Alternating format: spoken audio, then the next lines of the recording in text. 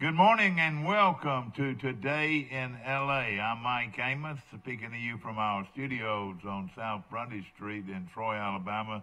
Studio 52 productions going on right now. And of course, if you're watching or wherever in this world you're watching today, whether it's Helsinki, Finland, or Detroit, Michigan, you can watch our show live on Troy Cable Channel 2.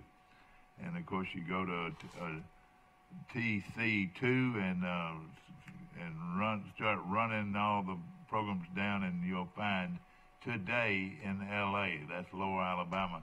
Hope that you're having a great morning on a very pleasant morning. Cool, a little cool out there. In fact, temperatures around 44, 45 degrees. So a little chilly this morning. It's going to be chilly tonight. It's going to be chilly in the morning. So we're going to have some pleasant temperatures. In fact, it could get up as high as 70 degrees today and expected to be as high as 80 degrees tomorrow. So it's going to be warmer days and cooler nights for the rest of the week. And of course, you folks on spring break, I hope that you're enjoying yourself, and everybody's excited about going on a trip, whether it's to the beach or to Washington, D.C. A lot of people don't realize this, that you can go nonstop to Washington, D.C. out of Montgomery. A flight out of Montgomery would take you to downtown Washington, D.C., if you want to put it that way, and pretty good, and not have to go through Atlanta. That's another great thing, too. So hopefully we'll have a lot of folks enjoying their holidays. Troy University has named Scott Cross as their new head basketball coach, and he comes with a very good resume. Coached 12 years at University of Texas at Arlington. There's right there in the Dallas-Fort Worth area, and had 12 years where he won 225 games. That's not bad, I would think, by any means. And here's some of the things that were said about him as we go into this. We're waiting on Mike Amos's call from North Florida today. Scott Cross has been named Troy's men's basketball coach. Senior Vice Chancellor for Athletics Jeremy McClain announced Tuesday Cross averaged 19 wins in 12 seasons as head coach at the University of Texas at Arlington. Well, that right there alone is pretty good. He averaged 19 victories in 12 seasons as head coach at the University of Tennessee Arlington, and led the Mavericks to 5 postseason appearances. A fan reception will take place at 10 a.m. on Thursday in the Stadium Club at Veterans Memorial Stadium, with a press conference to follow at 11 o'clock. So we're going to have a little gathering here to meet the basketball coach. That looks like 10 a.m. tomorrow. This is a great day for Troy athletics, Trojan basketball, McClain said. We are beyond excited to welcome Scott and his family to Troy. He has proven throughout his career that he is not only a winner on the court, but also a coach that has values and values the importance of developing players in the classroom and in life. Scott is held in high regard among his peers and will be an outstanding addition to our department and our community. That was Jeremy McClain speaking on behalf of the new head basketball coach. Cross will become Troy's 7th head coach in program history. Isn't that something? Only 7 coaches in program history. I'm going to start right off the bat with, let's see, I don't know if I'm going to be able to or not. Servistini, John Archer, West Virginia, Don Maestri, Cunningham, and now the new head coach. And we appreciate that. We've got a little telephone technical problems, and we've got our guy up here, and he is about as good as you can get, even though he's walking on only one leg today. Of course, also mentioning, talking about Cross. Cross becomes, as I said, the Trojans' seventh head coach in program history, and he got UT Arlington to 225 wins, including 72 wins in the final 3 seasons with the Mavericks. The 21-year coaching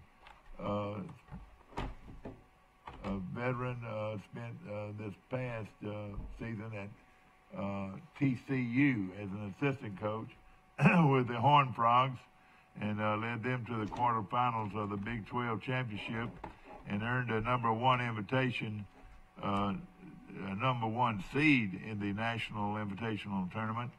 And I'm not sure if they're still playing or not, but we'll check on that. I'm absolutely thrilled to be the next head men's coach at Troy, Cross said. At Troy University, Cross, I have always felt like Troy was a sleeping giant in the Sun Belt Conference. There's my man. He got it done this morning for us, as he did, even though he hobbled off on one leg. And, thank you, sir. You're on Today in L.A. How you doing? Hi, morning. They're dancing in the streets of Old Troy Town, over on North Fairview Street, on Orange Street, on Crow Hill, out of the Country Club, also on Park Street, Willow Street, Mike, over in Hillcrest. They're dancing in the streets of Old Troy because we got us a new basketball coach at Troy University. Not saying anything negative about Coach Cunningham and his staff. I loved them. They were great people. I liked them as much as anybody that's ever been here. But we haven't had but 7 coaches. Did you know that? In our entire history. That'll tell you a little something about it, won't it? Yeah, I read that only the 7th coach in Troy history. I think a really good hire by Jeremy McClain. I was shocked that he wasn't the coach of Texas Arlington this year. How do you fire a guy that goes 21-13? There were several articles written in Fort Worth and in Dallas and the Arlington area about what a huge mistake it was to let him go. You're talking about a coach that had been there for 12 years and won 225 games and has won over 20 games 5 times, been in the NCAA tournament 2 different times, once in the Southland Conference, once in the Sun Belt Conference. Only 44 years old. So that's one thing I really like a lot. He's young. He's still hungry. Of course, he's also bringing it looks like a big family to Troy. He's got 3 sons. Hey, I hope they're all eligible to play high school basketball. You reckon? I don't know. I'm not sure on that, but definitely excited for this hire. I mean, you're talking about a guy that won 27 games before in college, a guy that beat Texas. Now, he did that, 27 games. He did that recently, didn't he? Yeah, like a couple years ago. Shoot, in 2017. They lost to Alabama and Tuscaloosa last year. I watched the game by 1 point. Yeah. A team that went to the NCAA tournament. So if you ever watched Arlington, they were extremely athletic. Just really fun basketball to watch. Everybody's saying this is a home run hire across the country, and that that Troy was smart enough to hire him as soon as possible because there was going to be a lot of other schools looking at him. You're talking about a guy that had been at Texas Arlington for 20 years and also was a player there for 3 years. So 23 years altogether. I would think he will likely try to hire somebody from in the state of Alabama to be on his staff that has relationships with these high school coaches. I don't know if Ben Fletcher will be, that person, or somebody else will come in, but this guy has, Texas roots, and, there's a lot of good basketball in Texas, a lot of good junior colleges in Texas. Well, I'll tell you this, and congratulations to Scott Cross, and we're excited about it.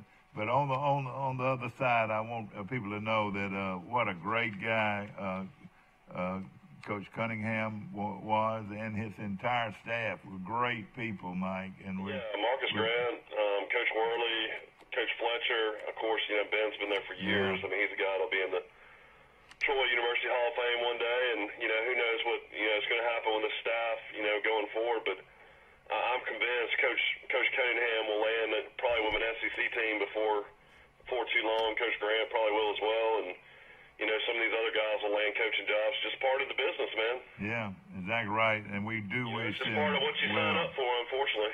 We wish them very well. Let me finish my little deal here. He said, I'm absolutely thrilled to be the next head basketball coach at Troy, Cross said. I've always felt like Troy was a sleeping giant in the Sun Belt with its in-state, state-of-the-art Trojan Arena. He said the campus is beautiful and it's a wonderful community, and my family and I cannot wait to get to Troy and become a part of the Trojan community. My sincere thanks goes to Chancellor Hawkins and Jeremy McClain for believing in me and allowing me to serve as such a great university. It says we will take great pride in everything we do, and we'll build a championship program both on and off the court, and that will make our student body, faculty, alumni, and all Trojan fans proud. I cannot wait to meet each and every person involved with the Troy community. And it's amazing how all this is going to take place today. I think the press conference is at 10. No, it's not today. It's tomorrow. It's Thursday, isn't it? Yeah, Thursday, tomorrow. So Thursday, I'm sorry, I got my days mixed up. So tomorrow will be, I guess, a pep rally for the new coach, and then a press conference at 11. Yeah, I would think it's a reception, gathering, reception at the, I'm sure it's going to be at the, where will it be? Let's see here. It's supposed to be at Trojan Arena is what I read. Yeah. Okay, it'll be at the arena and probably... Actually, it's going to be in the field house. It's going to be, not the field house, the fourth floor. Fourth floor stadium club, then? Yeah. Okay, it'll be that's where I was thinking that it would probably stay. Cross presided over the most successful era of men's basketball in UTA history with 5 postseason appearances and 5 20-win seasons. He inherited a program that had averaged only 10 wins per season and made just 1 postseason appearance in 47-year history, and transformed the Mavericks into a premier program at the mid-major level. In addition to leading UTA to an average of 19 wins per season, he also chaired the top 4 seasons, in program history. How in the world do we get this guy, Mike? Well, I was trying to tell you that yesterday when I called you. Yeah, the fan reception will take place at 10 a.m. on Thursday in the Stadium Club at Veterans Memorial Stadium, with a press conference following at 11 a.m. Both events will be open to the public, and the press conference will be streamed live on Facebook on Troy Athletics. So that means it'll go across the world, hopefully, and hopefully we'll have our cameras. I was talking about potential candidates. This is a guy, Jeremy McClain, was talking about wanting to have somebody that knew the Sun Belt and was used to working at a school that was a non-Power 5. And I mean, if this is the case, this is a slam dunk hire. I mean, I've seen this guy coach against Troy many times. He's coming here and beat Troy, plenty of times when he's at Arlington. I know one night he lost to Troy because Wesley Person scored 43 points against him. Yeah, he'll remember that, won't he? How did you know that? I'll say this. To get a guy that's won 225 games and has won, 20 games 5 times, been in the NCAA tournament twice, and he's 44 years old to come to Troy is pretty amazing. Mike, he's 46, isn't he? 44 is what I'm reading. All right, well, that means he's younger than you are. Dad, I'm 42. Oh, wait a minute. I forgot. It's your sister that he's younger than. Yeah. Isn't that amazing? No, I might turn 43 in about a week. Yeah. We hope to have our cameras there live. It'd be great. Hopefully we'll have our cameras records. I mean, it really is amazing. I mean, he started in 2006. He's 13 and 17. This is in the Southland Conference, which Troy used to play in. And then in Texas, Arlington was 21 and 12. 16 and 14, 16 and 14. Then he slipped to 13 and 16. Then he went 24 and 9. 2007 he went to the NCAA first round. 2011 he was 24 and 9, went to the NIT first round. The next year he was 19 and 14, went to the CIT first round. Then he slipped back and went 15 and 17, 16 and 15. 24 and 11 he went to CIT quarterfinals. And then the year Troy went to the NCAA tournament, they lost. Troy didn't play them, but they lost in the Sun Belt tournament, conference tournament, and they went 27 and 9 and went to the NIT quarterfinals. So that means they won 3 games, or won 2 games in the NIT, and almost went to New York. And then the next year he went 21 and 13. So pretty amazing what he's done in college basketball. And what I like him, he's hungry, and he's an exciting young coach at 42 years old, or 44, how old he is. He's 44. His wife is Jennifer Cross, and they have 3 children, Austin, Cody, and Tyler. How old are they, Mike? And they got in years of eligibility? It doesn't say. They have 3 boys, though. I hope they all are guards and can shoot the 3. He was a really good player in college. He averaged 12 points a game. Yeah, that's right. And another thing that was impressive, he was all conference, academic conference. His GPA in college was pretty good, a 4.0. Yeah, no question about it.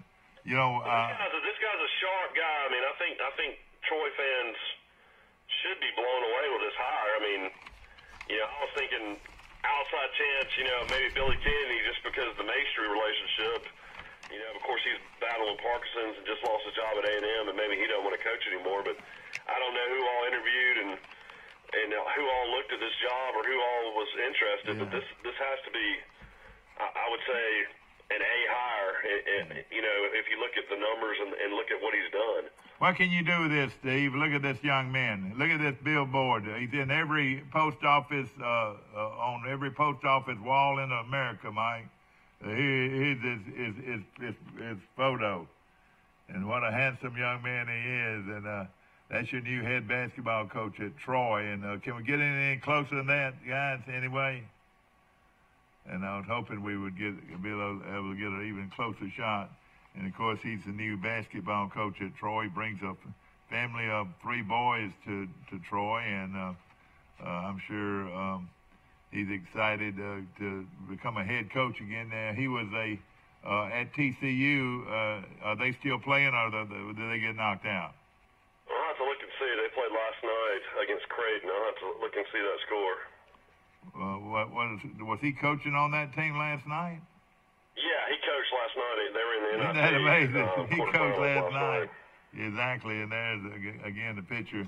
I tell you what, it is cold in Grayton Beach, Florida this morning. How cold is it in Troy? It's pretty cold. It's 45 degrees, so that's pretty cold.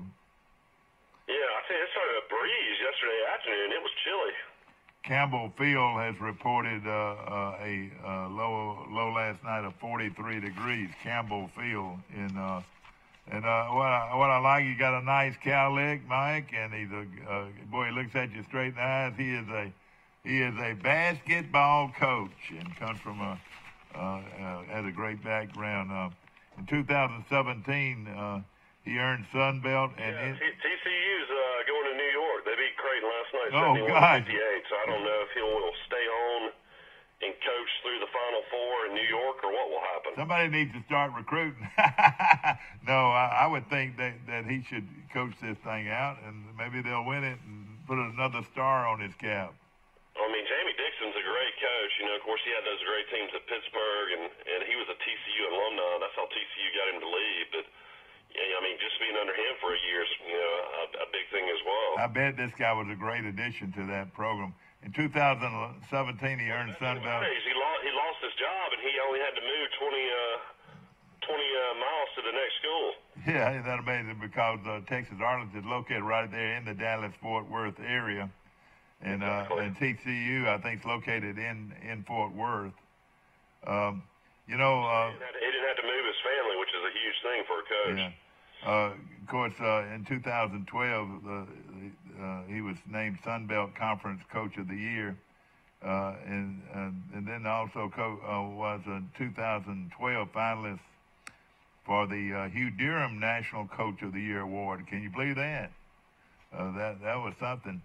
Cross efforts on and off the court were recognized once again in 2016 when he was announced a finalist for the 2016 Skip Prosser Man of the Year award. And then in 2017, he earned the Sun Belt honor, and then was named All-District Coach of the Year after leading the Mavericks to a program record 27 wins. That's just 2 years ago, Mike, that he won 27 games. And Cross, who has coached 19 years, who has coached 19 players with professional contracts, and that might, I don't know how many in the NBA, but I'm sure that meant, coaching, guys that played overseas and so forth. And they have 19 players. That's pretty impressive. Yeah, that's definitely good. And of course, he was named the Prosser Award finalist for the second year in a row, and then earned the finalist honors from the Hugh Durham Award. And everybody knows the great Hugh Durham, former Georgia coach. You remember him, Mike? Yeah, I do. And then the Mavericks defeated Texas for the first time in school history. That was in 2017, where we used to see Hugh Durham all the time, because after he left Georgia, he ended up going back to Jacksonville, and he used to come in and coach in Troy all the time. That's remember? Right, he sure did. Who will forget that hairdo? You remember that? Oh yeah. And of course, here's more information. The Mavs defeated Texas for the first time in school history, which also marked University of Texas Arlington's first win over an AP Top 25 team in program history. UTA, Texas Arlington, went on to win the NIT games at BYU. They went to BYU and won, and also against Akron, and posted two of the largest UTA basketball crowds in College Park Center history. So they played at College Park Center, and pretty nice facility, evidently. Well, I mean, you got to admit, this guy's about to be in a culture change shock. I mean, you're going from Arlington, Texas, to Fort Worth, Dallas area. I mean, to coming to Troy, Alabama, man, it's going to be a lot different for him to be in small-town Troy, Alabama. But, Mike, after my two buddies get a hold of this guy and they start promoting basketball, we're talking about Brother Jones and Brother Kyle, both of them will get after this thing. And Kyle George and Brent Jones. After those two guys get a hold of this guy, look out. And I just got a feeling. That's one thing. That's one thing this new coach and new coaching staff will have to do. They'll have to get involved in the community like no other coaching staff has ever done, and then have to get involved with the Greek organizations. Have to get involved with the student body, and we gotta have a home court advantage. We gotta have fans in the stands, and hopefully some of these fans that shied away after Maestri left and just didn't want to come and support will come back. And, that's what you got to hope. The Trojan Arena will be, there's no reason Troy shouldn't average at least 2,500. No question.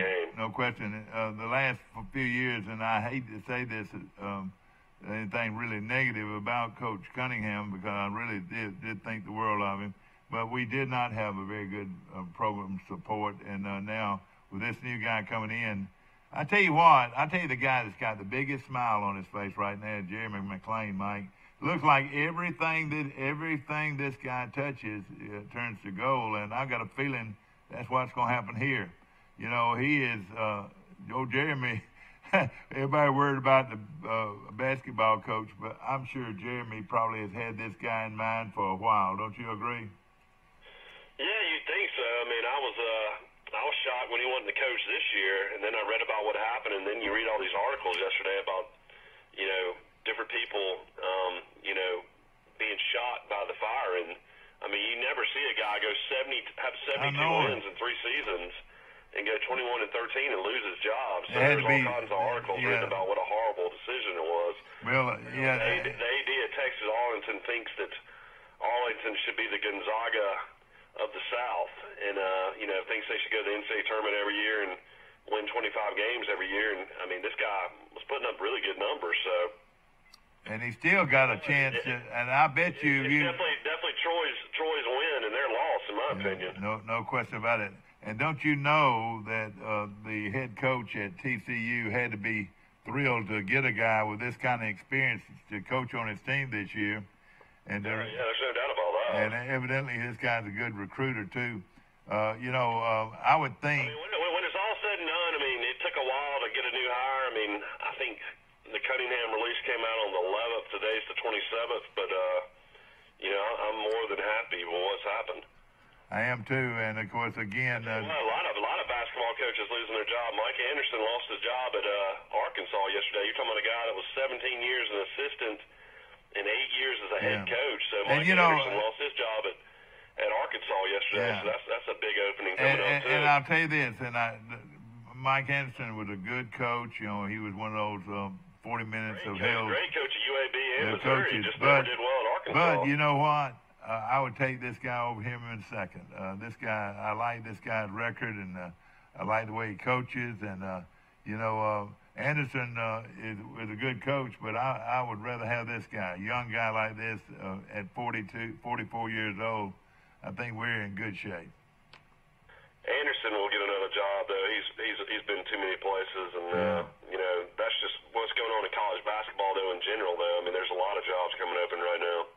It says here the 2016 squad helped UT Arlington basketball on the Division I men's basketball map, crowned the best rebounding team in the nation, Mike, and ranked in the top 10 in 4 team categories that year. And UTA knocked off national powers Ohio State and Memphis on the road. When you beat Ohio State and Memphis on the road, that's pretty good coaching. And his 2016 team started off 14-3 after winning those games. Cross was named the head coach of his alma mater in 2006 after serving as an assistant for previous 8 seasons. So he played there. He was an assistant there, Mike, evidently for 8 years. Yeah, that's why I said he was there 23 years. How in the world, they should have fired that athletic director. How in the world do you replace a guy like this? He fired not only Cross, but he fired every single one of his staff members as well. So I'm sure those guys are probably going to come to Troy, the majority of them, I would think. Yeah, it sure could be. And again, it would tickle me if they keep at least one of those former coaches, past coaches. It's a situation where, which makes you feel good is a guy like this that's used to winning wouldn't have took this job if he didn't think he could win. Oh, no question about it. What makes me feel good about it is that this guy has won and done extremely well in the Sun Belt, and that he thinks that coming to Troy, he can do the exact same thing. That's exciting. All right, Mike Amos. If Troy could get basketball going again, like football's been, and Coach Smart's going to be good. And baseball and softball is getting better, but women's basketball. We got one of the best coaches in the country. So they're good every year. But if you can get both going again, that'd be a lot of excitement for the city of Troy. Mike Amos, you're gonna love this. It's gonna make you jump up and down and do backward flips when I tell you this. From the end of 2007 season throughout the 2008 season. Cross led the Mavericks to a school record 17 consecutive home wins. In UTA's final season in the Southland, the Mavericks set a school record with 16 straight, which included their first 15 league games. You're talking about a Texas guy, though. This guy was born in Arlington, Texas. Yeah, I know it. Coached at Texas Arlington for 23 years. This guy, I don't know if he's ever left the state. Hey, there's going to be a new fight song, and it's going to go like this. I am a long, tall Texan. I wear a big white hat. He comes from Texas with a big white hat. That's going to be the fight song, Mike. You're going to sing The Eyes of Texas Are Upon You. The eyes of Texas are upon you all of the livelong day. He knows where players are in Texas, and they got more high schools probably than anywhere in the country. country. So, but what was so impressive? Talent. What was so impressive, Mike? The 2007-2008 team, he had 17 straight consecutive home wins, and then you come down here to the 2011-2012 Southland Conference team. The Mavericks set a school record with 16 straight victories, including their first 15 league games. The University of Texas at Arlington went on to finish the season 24-9 and advanced to the NIT. So he is definitely one of the 3-year letter winner at UT. He gained a reputation as both a fierce competitor on the court and a scholar athlete to go with it. And as a player, he appeared as... Maybe the first move he can make when he gets off the plane in Montgomery tomorrow is to go to Brubaker Tech and make sure that guard stays and goes to Troy. Let me tell you something else about him. In the classroom, Cross set standards for the University of Tennessee Arlington basketball. He was a 2-time GTE College Sports Information Director's All-Academic team and Academic All-American, earning 3rd team as a junior and 2nd team, and this is nationally now, honors as a senior. Cross graduated with a perfect 4.0 grade point average in marketing. Mike, he made everything every class he took, he made an A in it. So he's a smart guy to go with it. We're excited. Yeah, I'm excited for the the press conference tomorrow, and I'll definitely try to catch it while I'm down here. Exactly right, and of course, I can remember him on the court, you probably sat right behind him in many a day. That's right. Let me answer this. Wasn't he a good defensive coach? Didn't he turn out to be his teams were real good on defense? I think they're good on defense and offense. He's just a good coach. Yeah. All right, we got another call coming in. I'll put you on hold. Good morning, you're on Today in L.A. How you doing? Troy's got a new coach. Max. How you this morning? Max Howell. How about it? Max Howell calling in from Fulton, Mississippi. Max, let me put you on hold a second. I'll come right back to you, my friend. Okay, buddy.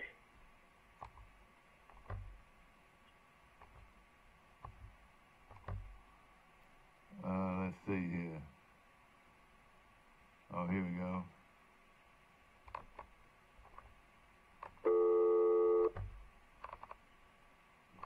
All right, here we go right here. All right, we got both of you on now?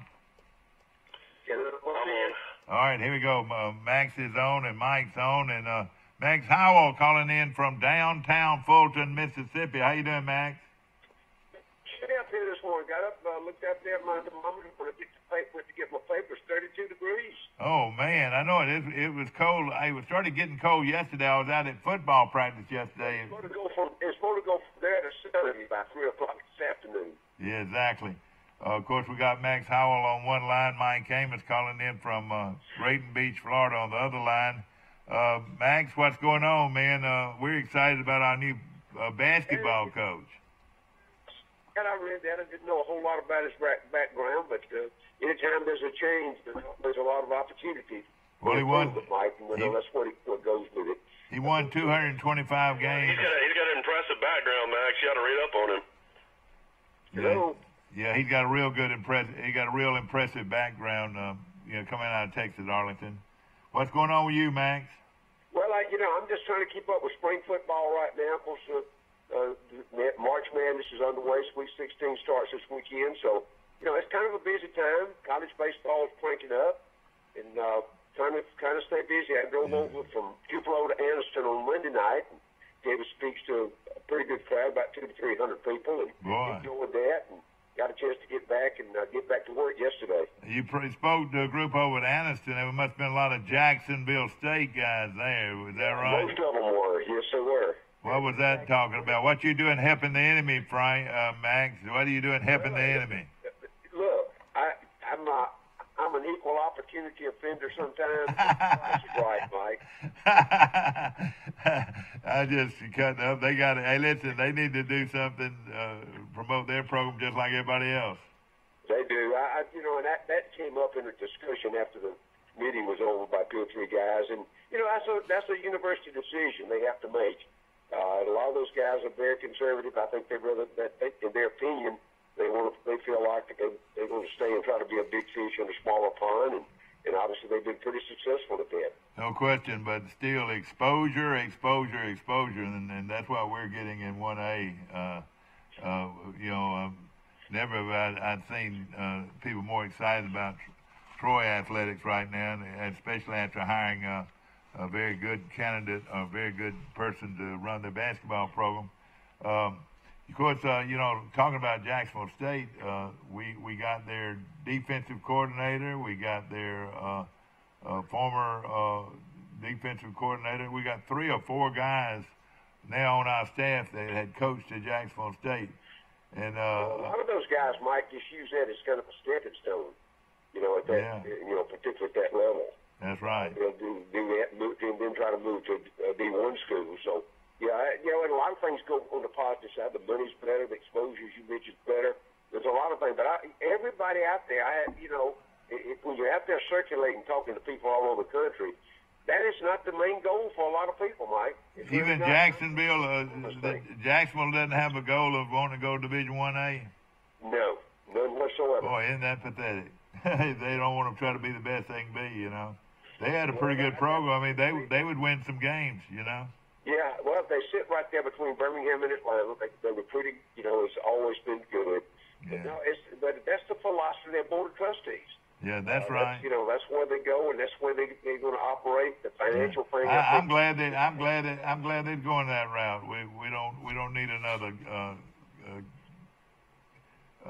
school that we worry about when we go out and recruit.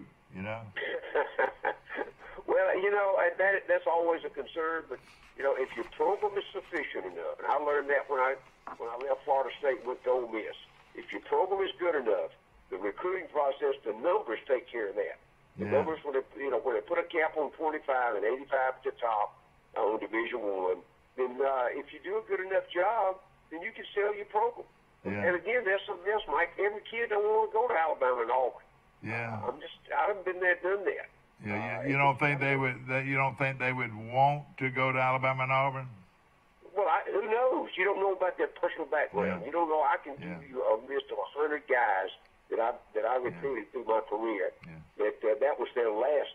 That was their last choice. Yeah. Something that Troy can look at real closely here, and I'm sure glad we're 1A instead of 1AA. 1AA, they get 64 players, and 1A, we get 85 scholarship players, which should help us put some good football teams on the field. But, go ahead. No, I'm just going to say that the whole system is based on your evaluation at your level.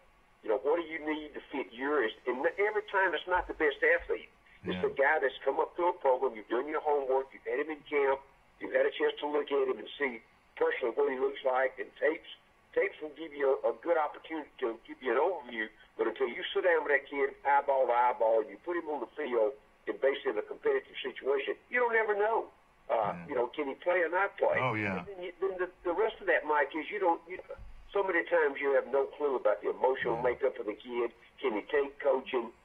What about his character? There's 100 different things you have to look at to have that successful transition from a high school to a college player. Well, that's why there's a lot of those kids come out with really big credentials out of high school. When they get to the next level, they disappear. Well, I'll say this, that it all goes down to this. They have yet to find out a way to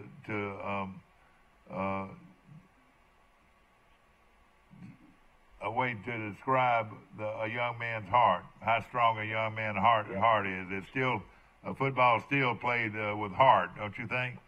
Yeah, it does. I mean, you got to have a certain skill base, at a certain level. But see, that's the reason the process really needs to start about this sophomore year. So you get a chance to review him, for a couple of years in high school in a competitive situation. You get a chance to visit him on campus. You get a chance to visit in his home.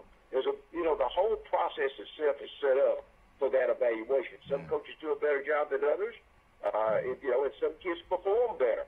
Some get better, some get worse, and some disappear. It's just it's a numbers game. Well, let me ask you this, and of course, Alabama and Auburn, and I don't think Troy's going to ever be an Alabama and Auburn, but I think they can be a good mid-level program, like the Memphises and the Southern Misses, and good solid. They've been very competitive, division. With the big wins on a big name. But I do believe most kids out there would like to play at the Division I level. I mean, instead of a Division I AA level, I think you would find most of these kids and most of these coaches would love to coach at a Division I level. Don't you agree?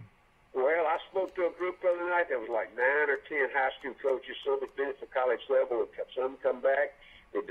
No, I don't agree with that because I would say there's a large percentage. Let's say that. I don't know. Well, the money is a lot better. Let's say that. It is, Mike. But look, if the guy married some girl that our family was worth $50 million, what does the money matter?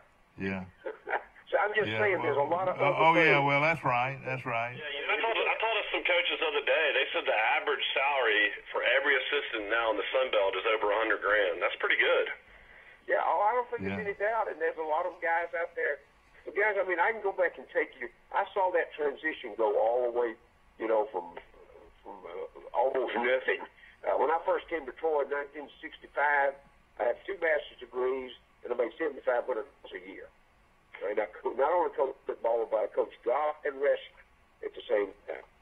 Just saying, we've seen it. The last job I had on the field was 1992 at Ole Miss. That job pays $65,000. Then it pays $300,000 now. Yeah, no question about it.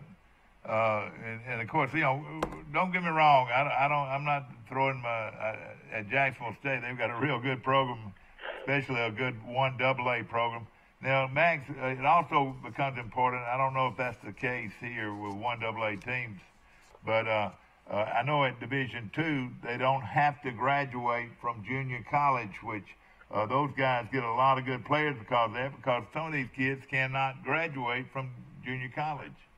Yeah, and those rules change, Mike, particularly from the junior college level and at different levels.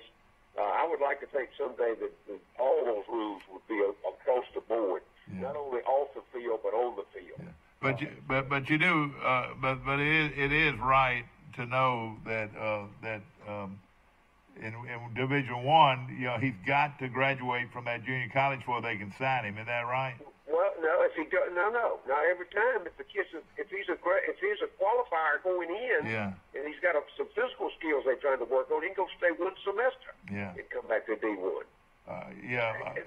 It's not all about the academics at that level. Yeah. There's different degrees of. Once you get in school, you're fine. Yeah, I think but.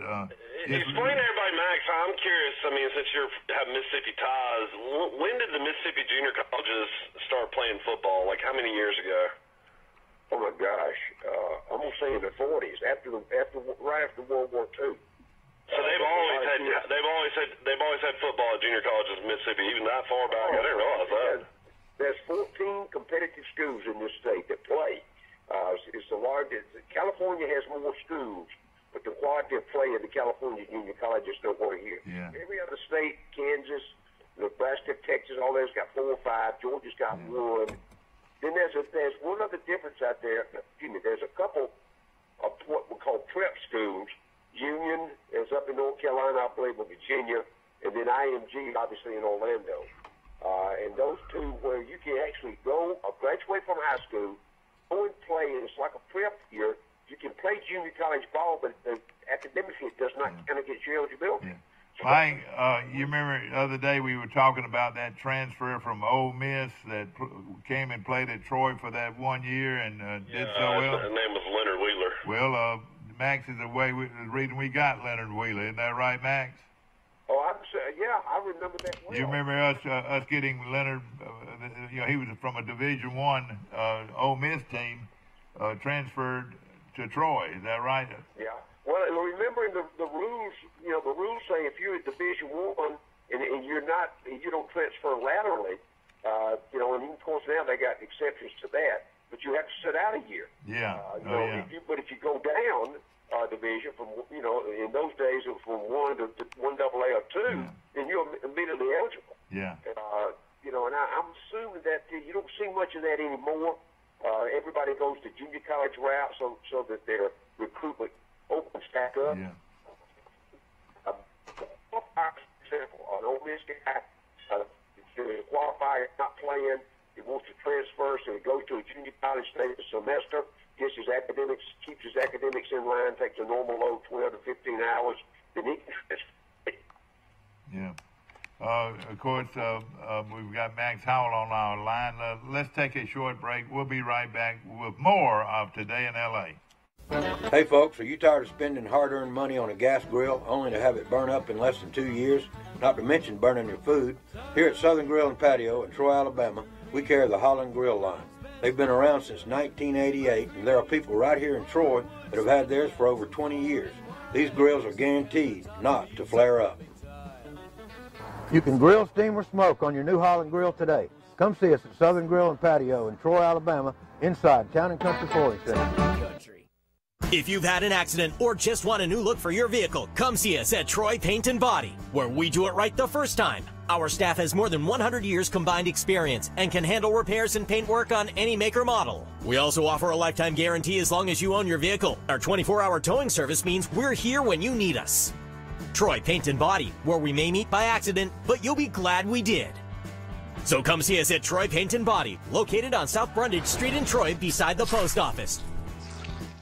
When you are handed the key to a new Bill Jackson Chevrolet Buick or GMC, rev up your imagination. Think of all the places you can go in some of the most stylish, best quality cars available on the market today. Feel confident driving vehicles with superb dependability and safety ratings. And smile. You saved a ton of money because you bought at Bill Jackson. Let the only thing holding you back be the end of the road. A Bill Jackson Chevrolet Buick GMC vehicle will not only change your life, it saves you money like nowhere else.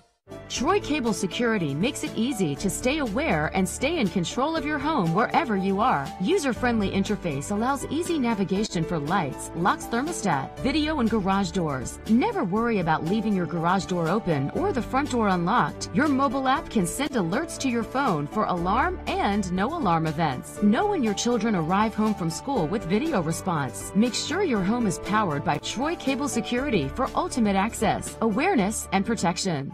Now, their biggest booster is Randy Owen from Alabama. I know, big deal. Right. Hey, that's where your vision comes in. We're questioning some things here where Jacksonville State would rather stay at 1AA or be a 1A program like Troy. I just cannot see it with any of my eyes if they've got vision or good vision that they're happy being a 1AA program when Troy, their biggest rival, the 1A program. Just made the move to 1AA. That's right. That's true. Wait a minute, UNA, yeah, exactly. They've had poor vision for a long time. I mean, the UNA's had terrible vision. You know what? They thought they were doing something. See, they were in Division 2 for a long time, mainly because they had the championship game being played in Florence. And that's one of the reasons why they stayed where they are. How many Division I schools can you have in the state of Alabama? You got South Alabama, you got Troy, you got UAB, you got Auburn and Alabama. That's five. That's already enough. I would love for them to stay where they are, but to me, if they had great vision, if they were Division 1A, look out. They would be pretty darn good. Shoot, they had Auburn beat 2 years ago at 1AA. I know it, but now I hope you're not trying to compare the programs, though, are you? I'm not trying to compare the programs, but I'm saying they're one of the top 1AA programs in the country. All right. I was out there yesterday, and I saw 85 good-looking athletes at Troy and on scholarship. I just think Troy is just way above Jacksonville as far as total quality of the program. Way above them. Well, I mean, again, you make that assessment, Mike, on where you are. Take yourself out of the Troy situation, be a fan on the street, or be an alumni of Jacksonville State, and think about where they are. They don't compare themselves to other D1 schools. I mean, they compare what they can afford to do and what they want to afford to do. Look, there's a lot of things that go involved. You guys been through that transition. you know that the environment changes, the rules change, the interest level changes. It's a ton of other things that some people don't want to face every day. Okay. Well, it was brutal for Troy's basketball program. Coach Maestri, who we respect more than anybody in the world, they had to wait 7 years before they were eligible for the NCAA tournament. Well, you small thinkers can just stay where you want to be. I'm just glad where we are today. I just tell you that right now. Well, no, I mean it's the situation where Jacksonville State, that they've had unbelievable success in the Ohio Valley Conference. I don't think they've lost a conference game. Very weak conference. I wish Troy played in that conference. It's a very weak conference. I don't know why you're worried about. Last time Troy had won like 8 or 9 in a row against Jack Crow when Larry was there. I mean, Troy dominated Jacksonville State in football, so there's nothing to even talk about. I know that, but what I'm saying is, I would want my guy my ED or whatever. I'd want him to try to be the best he could be, and that would be if he could one day get in 1A, Division 1A. Well, one of your best friends is their top advisor, Johnny Williams. Don't you think he could do that? He did it with Troy. Well, he says it's a lot harder to do now than it used to be. The way to go now is for a conference to invite you in. Like, listen to this. Georgia Southern, they haven't been 1A long. Neither has Appalachian State. They were invited to join that conference, and it automatically made them Division 1A. You understand that, don't you, Max? Well, I do, Mike, but there's a lot of other things. Just because an invitation comes, that Board of Trustees has to make that decision. I know it, but let me ask you this. Wouldn't you think that the folks at Boise State, not at Boise State, but at, wouldn't you think the folks at Appalachian State and Georgia Southern really appreciate the opportunity to be 1A? How about Georgia State, being able to be 1A in football? Think about what the right fix at Georgia State and Atlanta could do as a 1A program. I'll tell you what money will do. Georgia State's coach in basketball, Coach Hunter, who's been to 3 straight NCAA tournaments, left Georgia State and is now the head coach at Tulane. Well, I'm surprised that you would leave a Georgia State and go to Tulane. Wait, you mean basketball? Basketball, yeah. Well, he must have just done it. Is that right? Because I saw him on their sidelines recently. Well, yeah, he made the NCAA tournament again this year. Yeah, he's the new head coach at Tulane. Yeah, money. It's called green money. That's right, and again, with that goes a lot of other responsibility. Yeah. And that's why I say that everybody in the country doesn't, they don't have those big time ambitions. Counting basketball, in basketball, there are 350 Division I programs in basketball. 350. Yep. In football, there's 127. Yep. Max, who's the quarterback going to be at Ole Miss? Who's going to be the quarterback? Yeah. They took last year out of California. He's the one that's already emerged as a starter. They'll have a couple other backup guys, but they're really more concerned about trying to rebuild the defensive side. Max, I talked to Abner White. You remember Abner? That's Parker's son, Parker White's son. He's the big guy, the big chicken guy, Abner's chicken guy. His son is walking on. I don't think it's gotten there yet, but he's walking on at Ole Miss. He was a real good high school quarterback, but they're gonna look at him as a wide receiver. But he's a real good athlete. Well, he came out of that, that whole line. He came out of Niceville, Florida. He came out of that area. They all were pretty well endowed with some genetic ability. Parker played, as you well know. Oh yeah, you're right. He sure was. Yeah. Played at Ole Miss. Yeah, you're right. And I kind of lost track of Abner after I left. I've kept up with him in the chicken industry, but did not know about his son. Yeah. Here's the thing that even there, and I follow that program pretty close. I'm only 50 miles away, and I get a chance to go to practice a lot. But they still got a long way to go, guys. They hired 2 new coordinators, Rich Rodriguez. That came in after he had some problems, and they're trying to rebuild the offensive side. The defensive side, after Weston McGriff went to Auburn, they've got their numbers were down after probation, but they didn't make a lot of good decisions, I don't think, in recruiting. They signed 31 kids this year to get them back to 85. The defensive side of the ball is still lacking. Out of that 31, they only took 8 defensive players. There was 1 inside linebacker. Well, they didn't have 1 that could play in the SEC. So all those decisions had to go coming out of a transition into being competitive in the SEC West, which is the strongest side of the conference in the country. Yeah, no question about it. And, the SEC is a different breed. I tell you, that's a great program.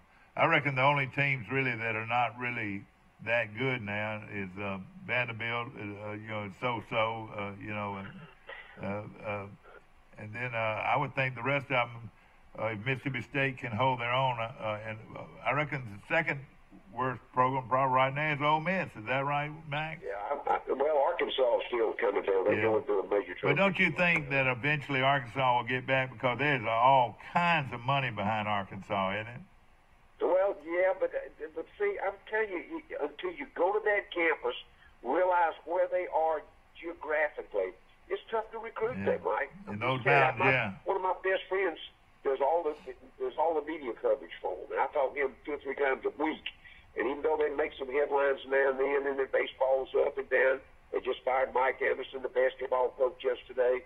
There's a bunch of other things that go on there, but you'll be surprised. For example, all the Walmart money doesn't go to Arkansas; it goes to Missouri. Oh, does it? But not $1 goes to the University of Arkansas. All those graduates from that bunch in Walmart, Walmart stock, they all graduate from University. I didn't know that. Golly. Most people don't. Tyson Chicken, that's a big contributor over there. I can go down the list with. No, Jimmy gives them a lot of money, though, doesn't he? Doesn't Jimmy give him a lot of money? Not Jimmy, but the owner of the Dallas Cowboys. He sends his money to Arkansas, doesn't he? Jerry Jones. Jerry's a contributor to that. He can make, he makes some noise over there. I didn't think they made a very good choice of their head coach. I think that was a so-so choice for their head coach. Don't you agree? Well, what they did, they went back and looked and see where he'd been. He was one that went with Dabo Swinney to Clemson, basically. He helped start that program up. Then he took the job at Southern Methodist, and that was some inside politics. Now, I don't know who all the players were in that respect, but that was a board of trustee thing. And they're going to give him 2 more years to write a turn, and he's recruiting like crazy, and everybody's excited about all that. But guys, this time of year, everybody get excited about it. But, when they tee it up on September 1st, that's when the real world counts. And, the sad thing about it, too, Max, when they were good, and at one time they were pretty good, especially across that defensive front, they cheated to get them. Is that right? Well, Or there was some problems there. Boyles was there. He recruited out of Texas. Of course, they came out of the old Southwest Conference into the SEC. So they still had all their contact with it. Guys, I don't think they won the national championship over there. They've been somewhat competitive. Houston Nutt had them back to the SEC championship game. They didn't win that one. But the fact is, they've been kind of a middle of the road program, Mike, for a long, long time. Yeah. You mentioned Houston Nutt. Houston Nutt, didn't deserve his fate. Houston Nutt was a pretty good football coach, didn't you think? He was a good football coach, but he got tied up in the politics both there and at Ole Miss folk. I pretty well know a lot about what happened there. He was letting some other people pull the strings, and when you get to that level, you can't just make all the decisions on your own. You got there because of certain things, and you stay there because of certain things, or you get dismissed for that. Yeah. And sometimes it's majority of the time, obviously, it's about wins and losses, but there are a lot of other things off the field that go over those jobs. Well, of course, if you looked at it and looked at all right, you take a quick look at Texas A&M, and I would say their program is really going up. Wouldn't you say up? But then you look at Florida. I had a long talk with a couple of Florida State guys earlier in the week, and I was really surprised at the internal feeling about Jimbo Fisher. They were so ready for him to go, it was unbelievable. Really? Oh, yeah. It was just, it was a daily fight with he and administration over there. And that was, the you can tell just by looking at him and just watching him that he's sort of feisty. Wouldn't you think he'd want it his way completely? Wouldn't you think? Well, but they were talking about some technical stuff on the field about play calling and I thought he was sort of a conservative play caller. Didn't you think in a way? You think he should have lost the Auburn game this past year? Yeah. They were 2 touchdowns ahead going to fourth quarter. Yeah. I mean, so that's strictly sideline stuff, Mike. So I think there's a lot of things that have to go into that. I agree with you. I think the program's certainly on the rise. Yeah. A&M has got all the money in the world. They made some really bad choices over the past few years in head football coaches, and I think they got one now that can change the culture over there. If in fact, the administration, everybody, they paid him well enough. To make those decisions, and I thought the program certainly improved in performance on the field. We'll get a chance though to see. I think it'll be between them and LSU, who probably ends up at number 2 in the West this year. Yeah. Who's going to be number 1, Max? Well, usually they're going into it. It hadn't been but 1 for the last few years in Alabama. Well, I got a feeling Auburn's going to be better, or the coach is out of here. If he doesn't win big this year, he's in trouble. I hate, he could win 8 or 9 games and still get fired. What do you think, Malzahn? I agree with you. I think it better be the right 8 or 9. Yeah, exactly right. Exactly right. That's going to be interesting to watch. What all goes. Let me ask you this, Max, and you could answer this real well. Who do you think is the most popular coach at Auburn, Malzahn or their basketball coach? Oh, I don't think Bruce Pearl. Bruce Pearl. He pulled the wins out of the air, but he lost the couple. War Eagle, the Auburn basketball team playing North Carolina to advance to the Elite 8. How about that, Max? Well, I was proud for them. They came back and they won convincingly this past weekend. Now they're a 5.5-point underdog going into this one with North Carolina. I can't believe Mississippi State got beat by Liberty. Yeah, well, Mississippi State is extremely talented, man. But there's a lot of things that goes on at Liberty now. You go back and check that administration. Oh, I know their new coach is Freeze, Jerry Falwell University. Yeah, and let me tell you this, Max Howell is not a Freeze fan. Or his Chamber of Commerce, you're not on their board. I won't be invited to speak to their big, but that's But that's just. Coach Freeze is back up. He got him a job, so we'll see what he does there. The sad thing about all of that, if Freeze had applied for the Troy job, he probably would have got it.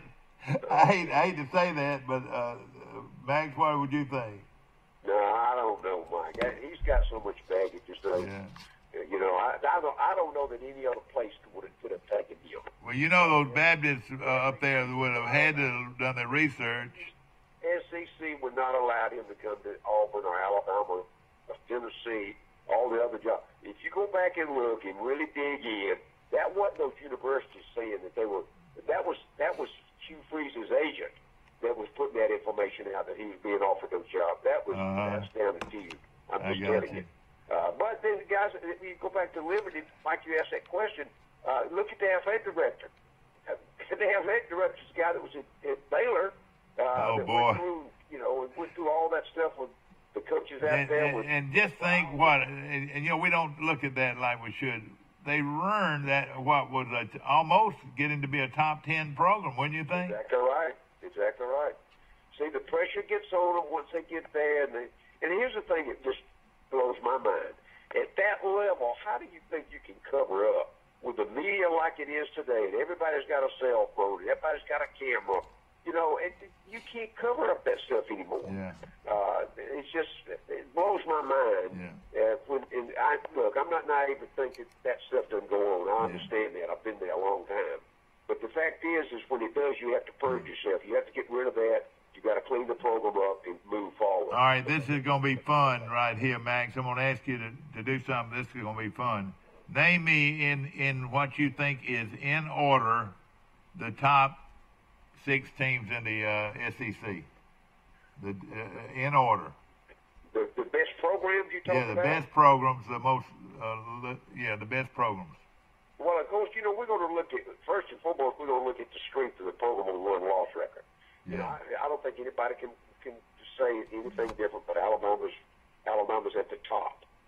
Then I think right now, and it's still this coming up year, I think it's going to determine what Ed Ogeron's going to do at LSU. I think they're pretty solid right now, but I'm going to tell you, I'm going over to the east and take Florida.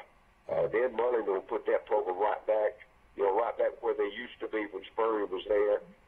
Georgia's going to stay in contention. They're going to lose a game or two because I'm not convinced they got a solid coaching staff on the sideline. Oh, right. So right now, Alabama, Florida, Georgia. Is that right? Right. I'm looking right now. I'm looking at that. Then I think A&M and Auburn somewhere in that middle. A&M and Auburn. Auburn's got some major questions they got to answer about consistency. Well, let me tell you this. I talked to a guy Saturday, and he had been over to Auburn. He said they still don't have the quality running back that they need to challenge. Yeah. Well, and then they're going to start Bo Nix as a quarterback. That's a freshman. They've done okay. That ought to tell you something right now. I mean, I know this kid's good and going to be real good, but gosh, what if we said that I reckon we did say that Alabama would play a freshman at quarterback, but you're in pretty bad trouble. When you got enough, Mike, when you got enough people around him, you can get away with that. The thing that bothers me so much about the Auburn, we know that Joseph Malzahn's offense is predicated on a run-first offense with a running quarterback. And they have not, and you got to have a good offensive front. How you start five guys, get to a point where you got to start five guys like they did last year. They had never been starters before. Some of them had rotated in. Some of them were redshirt guys. How did you let your program at that level get there? That means you're going to be inconsistent in your recruiting. I mean, I can sit there and pick every one of them apart. All right, based on why they ended up the way they did. All right. But that program is really going to be closely scrutinized, I think, by a lot of people this year. All right, Max, for you to say right now that Florida is your number 2 team right now in the SEC? I'm going to say they're a solid number 3, and they got a chance to move to number 2. All right, so behind Georgia or behind LSU? Behind Georgia. I'm going to say that Florida will overtake Georgia in another year. Okay. I mean, I'm convinced of that. Dan Mullen does a better coaching job. I'm going to say he does as good a coaching job as anybody in the conference.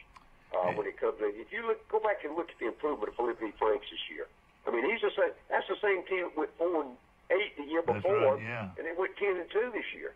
Exactly. And then, of course, they had a good recruiting year.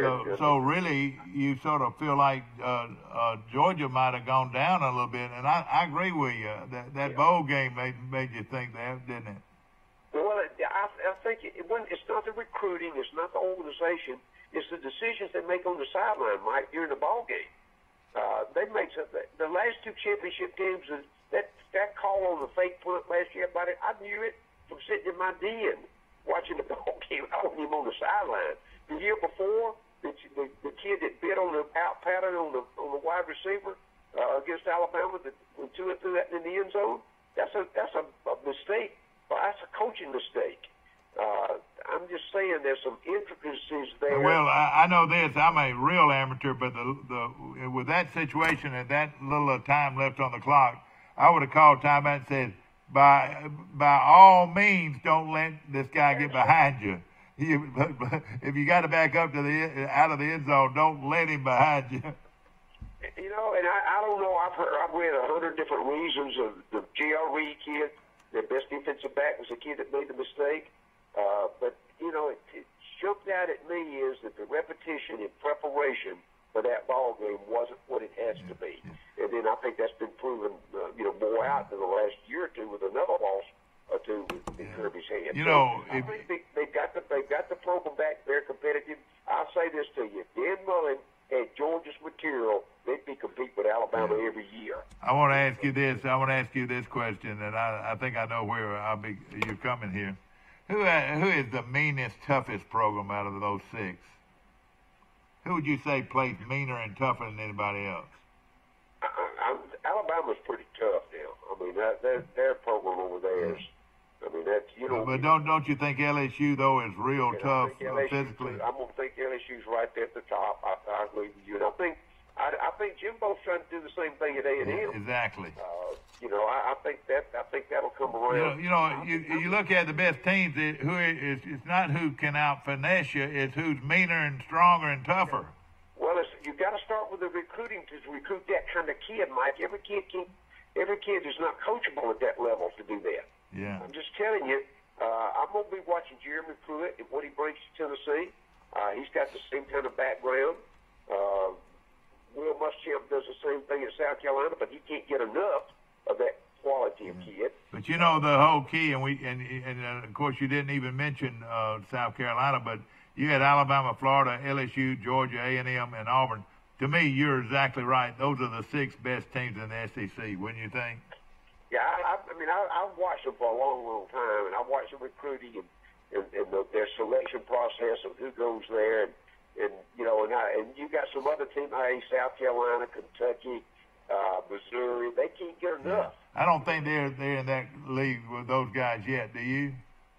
I don't think LSU and Kentucky, even though Kentucky had a good year, even Mississippi State, I think their program really is going to go down for a while. I agree. No, I agree with you 100%. I think Mark Stoops, took 4 years to build it to that level, but he couldn't sustain it. Mississippi State, Dan Mullen had done that as well. I think if Joe Moorhead can win 8 this year, he'll be a coach of the year. He really would. 6 or 17 win. It looks like to me from what I'm seeing right now. So you're gonna have some situations develop. Where you got an injury or two to a key player. There's a lot of other things that's going to take place week by week. But when you're sitting back this time of year trying to evaluate, you got to look at the history and the way they built those programs and what the coaching staff's been able to do up to now. All right, now let me ask you this. Again, LSU, now the guy they got playing quarterbacks playing better than anybody they've had lately. Somebody told me the other day, Jones, played with LSU years ago, was a pretty good player and was a pretty good pro quarterback, but he was not a great player. But just think, looking at LSU has not had a real great player at quarterback in the last 30 years or 40 years. Don't you agree? That's amazing. You go back and look. Here's what you look at there. Wait a minute. They had the first pick in the NFL draft, the kid out of Mobile. Oh, yeah. Well, and then he was a flop. Yeah, you're right. He was good in college. He was a good college quarterback. You're right. But, again, though, LSU is just a great quarterback away from being really good because they're going to be good on defense, and they're going to be tough on. Orgeron just got a contract extension. Did he really? Till when? I got 2 years. I bet he's as surprised as anybody. But he's a good one, isn't he? Max, you still on? Let's go back to Max. Mike, I'm going to put you on hold a minute. Good morning. Did we lose you? Yeah, Mike, I think it's a pilot in the other. Yeah, exactly. But right now, don't you sort of agree? You like Alabama, and you think Georgia and Florida are sort of neck and neck right now, and then LSU right there with them, or what? Yeah, I think that's what they are, Mike. I really do. That's this time of year, chance to reevaluate after spring training. And I see the LSU program. They're so in-state conscious, even though Alabama's dipped in a few along the way. But if you tell me,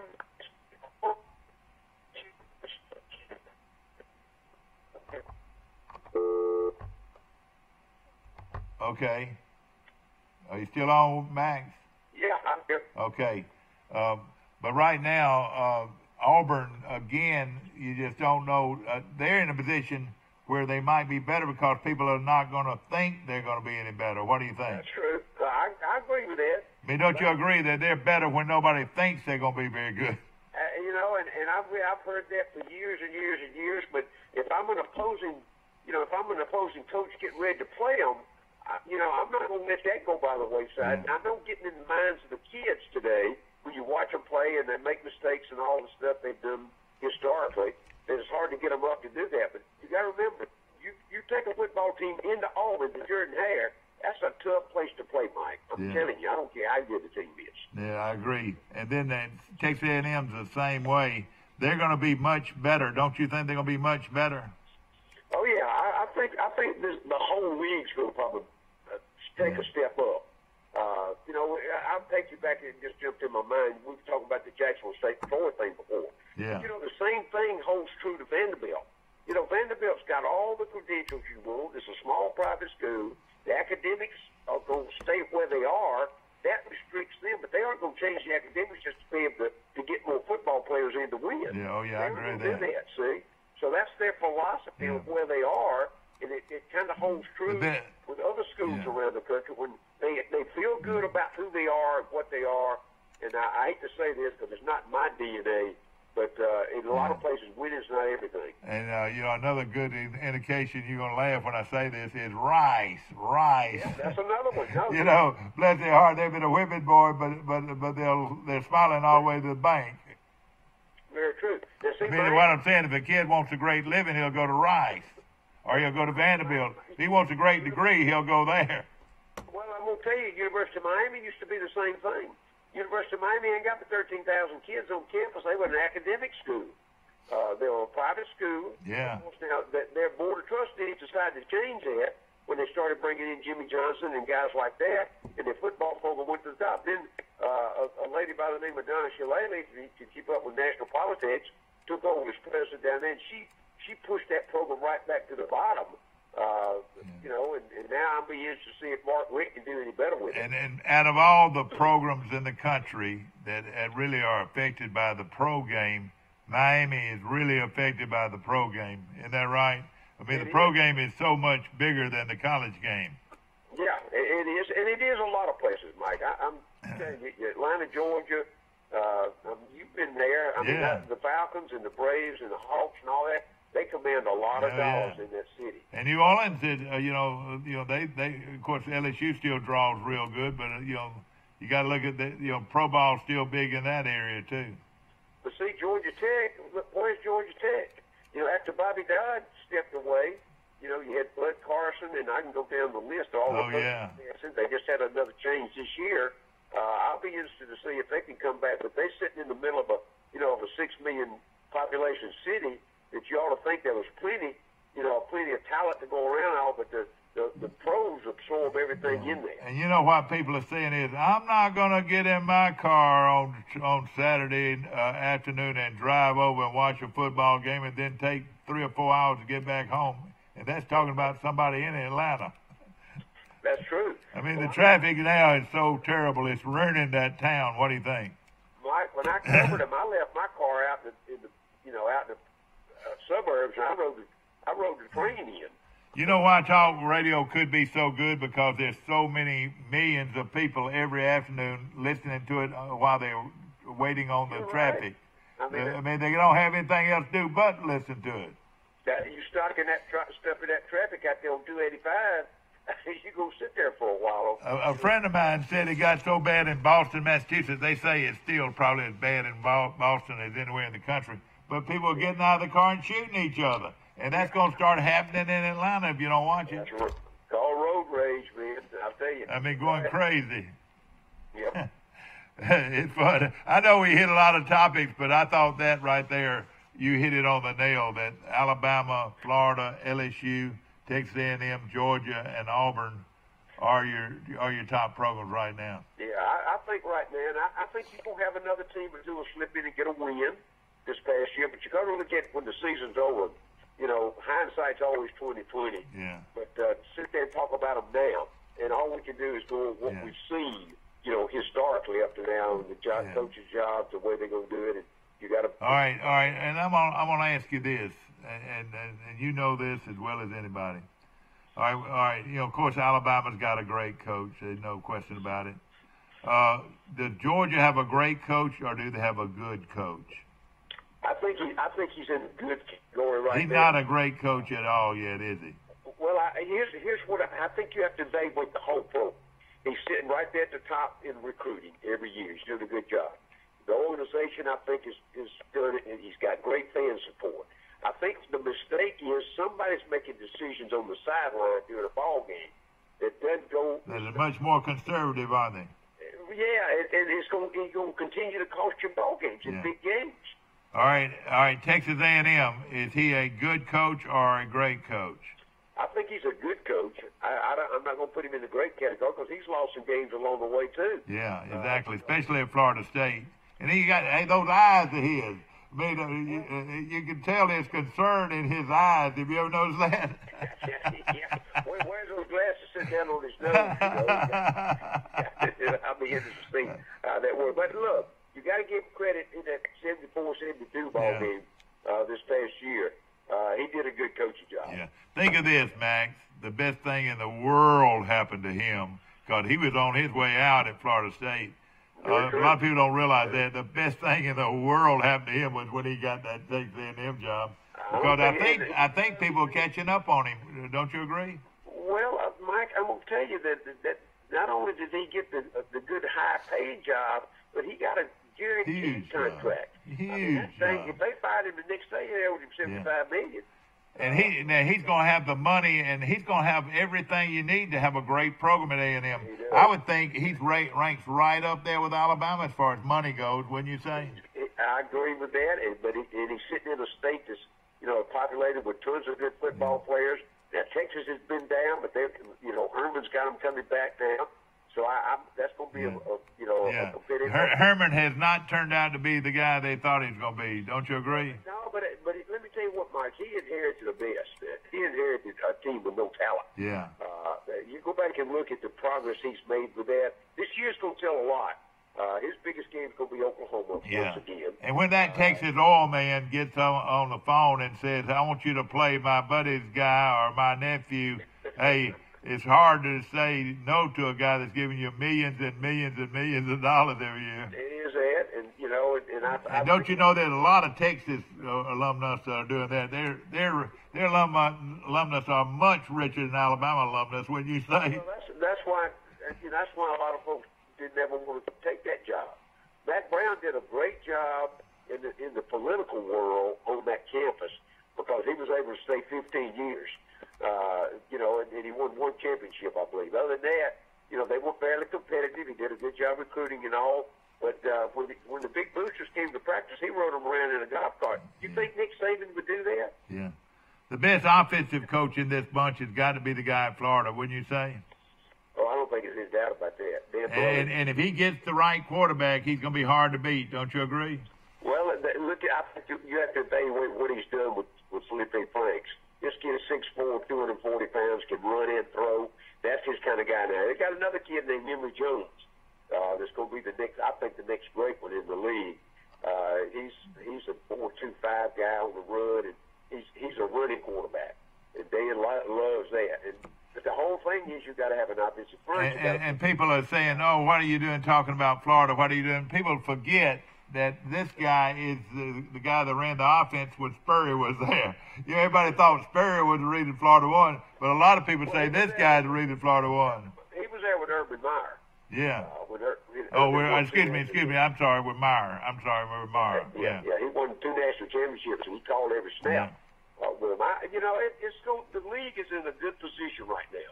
And there's some guys out there that's going to have to make a break, coming up this year. And to me, that raises the level of competition when you got a game every week. The game's on the line, whether you going to win it or not, and whether you're going to keep your job or not. When Florida State had a great offensive coordinator, they had a great defensive coordinator. Georgia hired one of them away from them, and that was Rick. Rick, you were there, you saw it. Rick was one of the reasons why Florida State and Bowden did as well as he did. He was a great offensive coordinator back then, wasn't he? He was, but I'm going to tell you, don't take anything away from Mickey Andrews on the defensive side. Yeah. I know he was a great coach.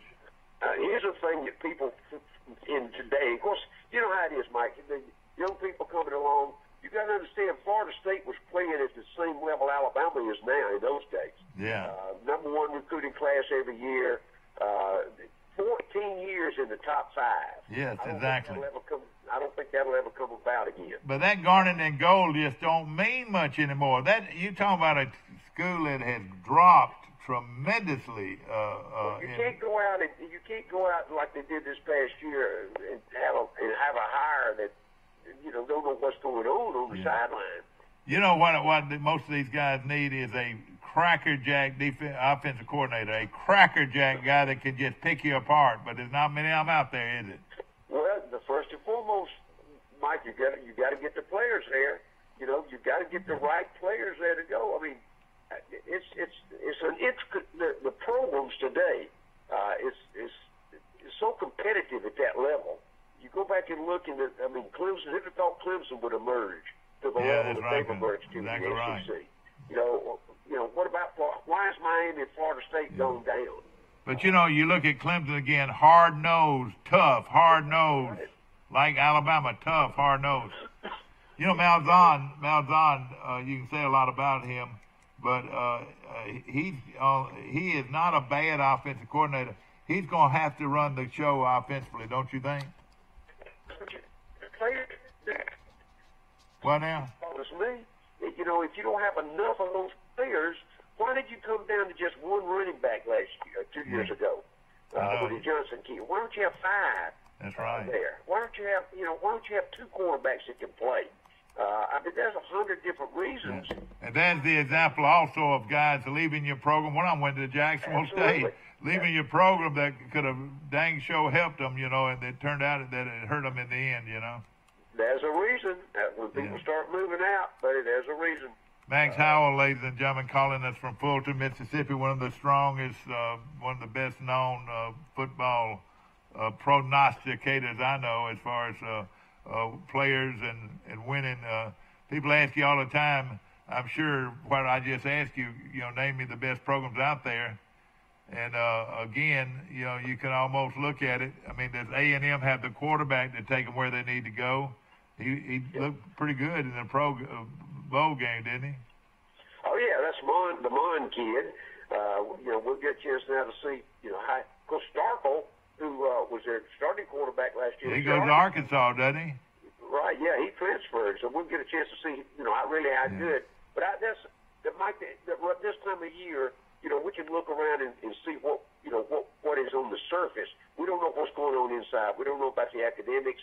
We don't know about the personal relationships these players have with each other and the coaching staff. We don't know how the dressing room, you know, how that conversation goes day by day. There's a lot of things that's got to work itself out between them and football. You know, Max, you know how you can feel it. And, of course, you're one of the best at seeing different things. And I'm looking at a picture of this guy they just hired at Troy in the basketball game, and all it looks like a prison photo shot, you know, and he's real serious looking.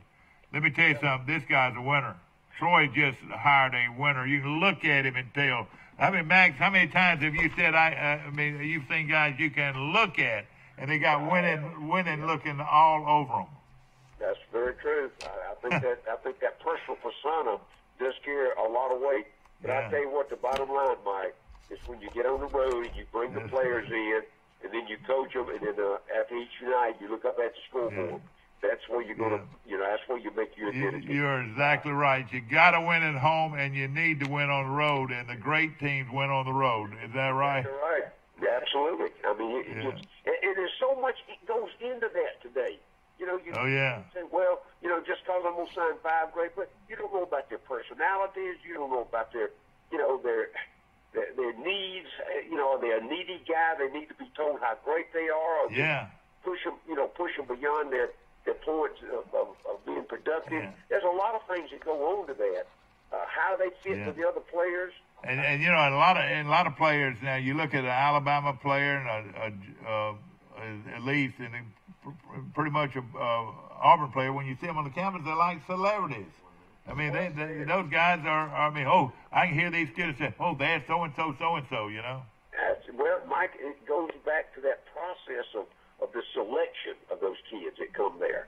That's why I think Saban and his staff do as good a job as anybody in the country. They've got a system. And if that kid, it don't matter if he's 6'4" and 240, can run a 4.3, if he doesn't have the makeup, the psychological makeup to take coaching, to take correction, you know, to be pushed hard, if he don't fit, then they don't take him. You're exactly right. And coaching, he probably does.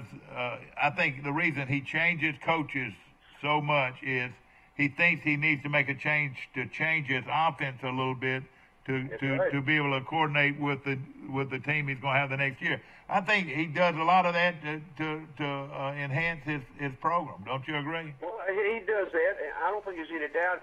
But I tell you, a lot of those guys that come through there, we all know are just there for a year or two to get a chance to move on. Exactly. They either go to the NFL or they get a head coaching job.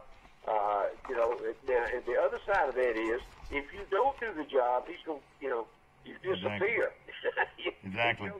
And you can look at the great teams and this too, and most of them is how much money the program's got. That's why I think A&M is going to get to be better and better and better. I mean, not that they're buying players, but they're making their program where everybody wants to come and be a part of it. Well, you're absolutely right, but I think it goes back now to how Jimbo handles that. That's right. Can he handle the coaching? Somebody told me he didn't bring a single one of his assistant coaches with him. Did you know that? Well, yeah, but that might have been their choices. No, I mean, is that true though that he did not take hardly any of his coaching staff with him to A&M? That's what I say. That's two sides of that coin. None of them ever wanted to go with him. Yeah, I'm just saying. You're right. Sometimes these guys go sort of crazy, don't they? Yeah, I've been in some staff meetings where a lot of them did. All right, thank you so much. We love you, man, and we appreciate you very much. Look forward to hearing from you next Wednesday. I'll be right here. Thank you very much. Max Howell calling in from Fulton, Mississippi. There he is. There he is. And you need to be at the Stadium Club tomorrow morning starting at 10 o'clock. You can meet and greet this young man. Hey, he is a winner, believe you me, is coming to Troy. I think it's going to take a long time for Jeremy to get that smile off his face because they have really, I think, gone out and got a real premium coach to come in here and coach basketball at Troy University. Hope you've enjoyed our show. Hey, there's opinions everywhere. I got one, he got one, you got one, whatever. Call in and give us your opinion of what's happening in across this country in football or whatever. We appreciate you very much. Appreciate those sponsors very much for helping us keep this program alive. Thank you.